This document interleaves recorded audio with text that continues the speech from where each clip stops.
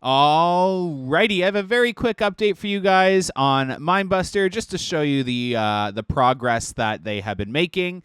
So they've definitely removed a lot more track on Minebuster.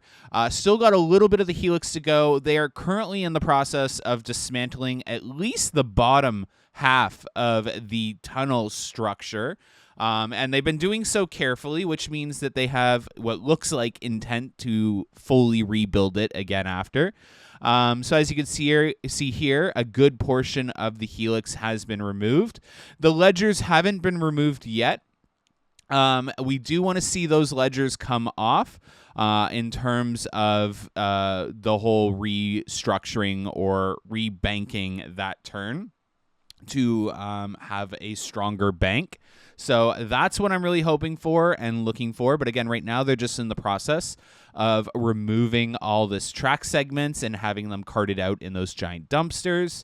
And then we'll see where they go from there. So again, as you can see here, they're kind of cleaning up that tunnel area, removing the structure for the tunnel, and removing a lot of the track segments. So nothing too exciting yet.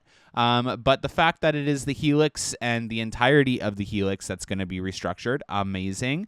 Again, what we're looking for next is just those ledgers being removed so that we can look for that kind of like the reformation of the banking on the Helix, as well as maybe even some of the support structures to the Helix so they can kind of create whatever they're going to do with that new technology that Gravity Group has. We saw them redesign a few of those airtime hills on the trip out to the turnaround, so I'm really excited to see what they can do with this Helix. Anyways, that's your update for today. Have a good one, guys. Bye.